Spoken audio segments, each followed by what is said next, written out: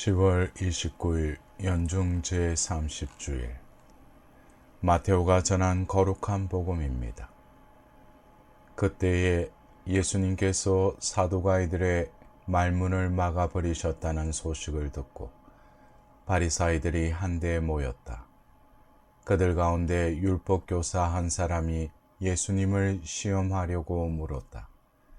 스승님, 율법에서 가장 큰 계명은 무엇입니까? 예수님께서 그에게 말씀하셨다. 내 마음을 다하고 내 목숨을 다하고 내 정신을 다하여 주 너의 하나님을 사랑해야 한다. 이것이 가장 크고 첫째가는 계명이다. 둘째도 이와 같다. 내 이웃을 너 자신처럼 사랑해야 한다는 것이다. 온 율법과 예언서의 정신은 이 두 계명에 달려 있다. 사랑하는 형제자매 여러분, 오늘은 연중 제30주일입니다. 예수님께서는 율법에서 가장 큰 계명은 무엇입니까? 라는 질문을 받으십니다. 구약에서 하나님께 가는 길로 제시되었던 율법은 10계명에서 출발하여 자꾸 늘어난 결과 예수님 당시에 613가지였습니다. 너무 많아 기억하기 힘든 조문을 요약해서 가장 중요한 원칙을 제시해 달라는 요청이었습니다. 주님은 내 마음을 다하고 내 목숨을 다하고 내 정신을 다하여 주 너의 하나님을 사랑해야 한다. 내 이웃을 너 자신처럼 사랑해야 한다라고 명료하게 답변하십니다. 삶에서 사랑이 어떤 역할을 하기에 가장 중요한 계명일까요? 톨스토이의 단편 소설 사람은 무엇으로 사는가 라는 그 소설에서 삶에서 사랑이 어떤 역할을 하는지, 왜 사랑해야 하는지 일러줍니다.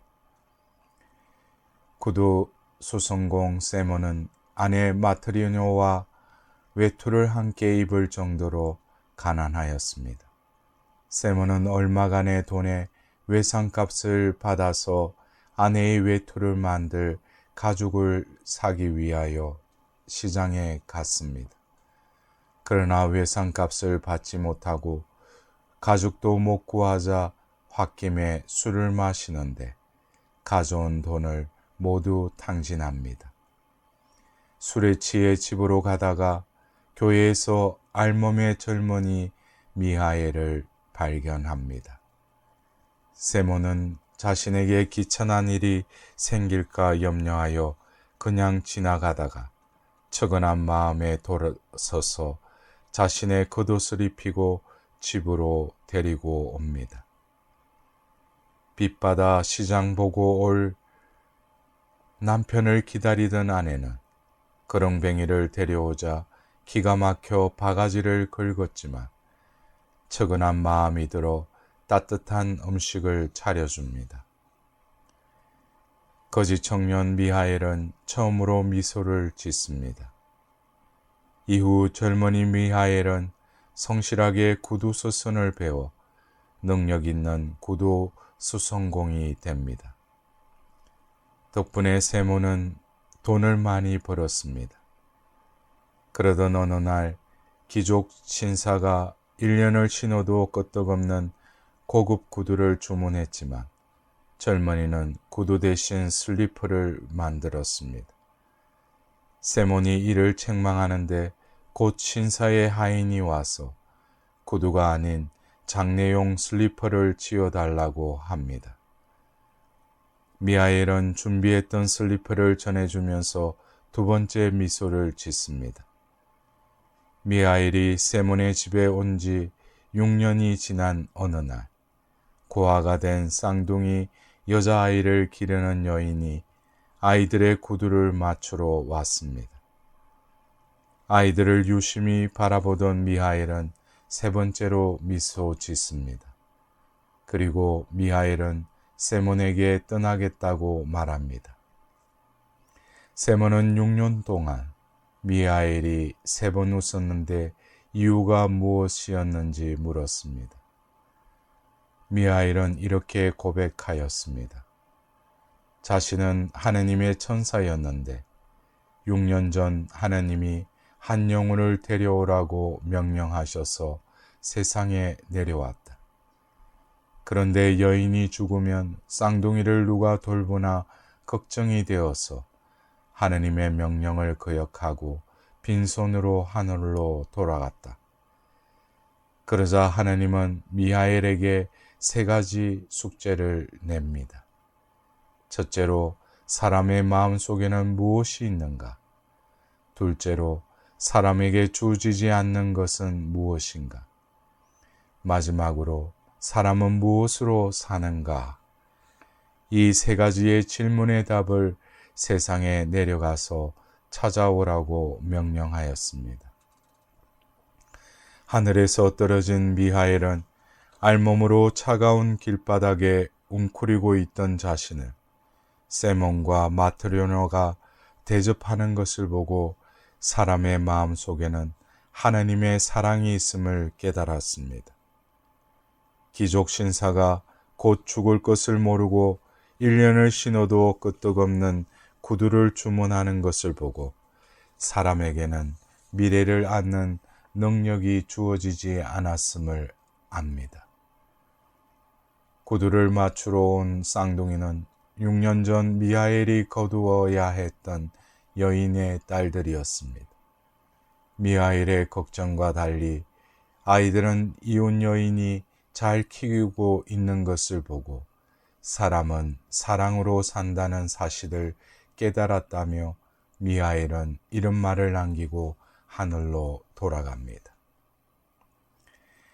내가 인간이 되고 나서 무사히 살아간 것은 자신의 일을 걱정했기 때문이 아니라 가난하든 술 주정뱅이든 부부싸움을 하든 하느님의 사랑을 지닌 사람들 덕분이었습니다. 그런데 인간에게는 자신의 운명을 아는 능력이 주어지지 않았습니다. 그래서 재물이 아니라 사랑으로 살아갑니다. 6년 전 나의 걱정과 달리 고아가 잘 자라고 있는 것은 한 여인에게 사랑의 마음이 있어 고아들을 가엾게 생각하고 사랑해 주었기 때문입니다. 나는 깨달았습니다. 흔히 세상을 걱정으로 살아간다고 생각하지만 사실은 사랑에 의해 살아갑니다. 사랑 속에 사는 자는 하느님 안에 살고 있습니다. 하나님은 사랑이시기 때문입니다. 성경에서 말하는 하느님 사랑, 톨스토이가 말하는 인간이 살아가는 근본인 사랑은 무엇일까요?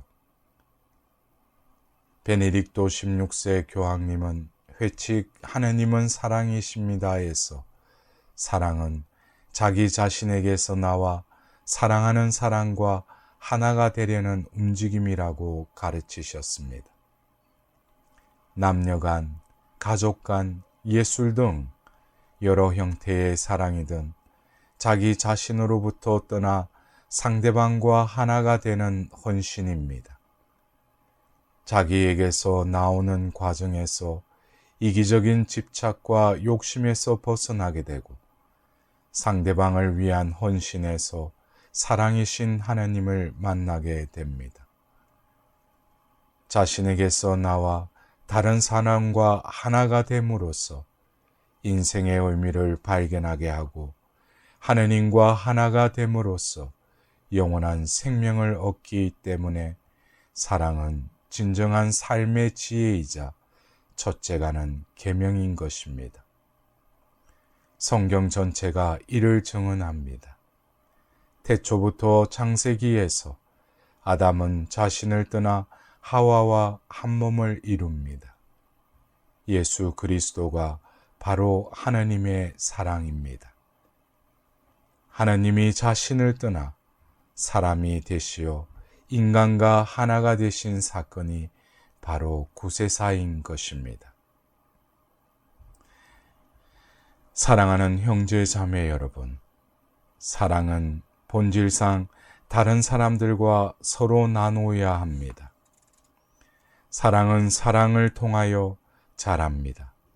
사랑은 하나님에게서 나오고 우리를 하나님과 일치시켜 주기 때문에 사랑은 하나님이 되는 것입니다. 이 일체의 과정을 통하여 사랑은 분열을 뛰어넘어 우리를 하나로 만드는 것입니다. 바로 우리가 되게 하는 것입니다.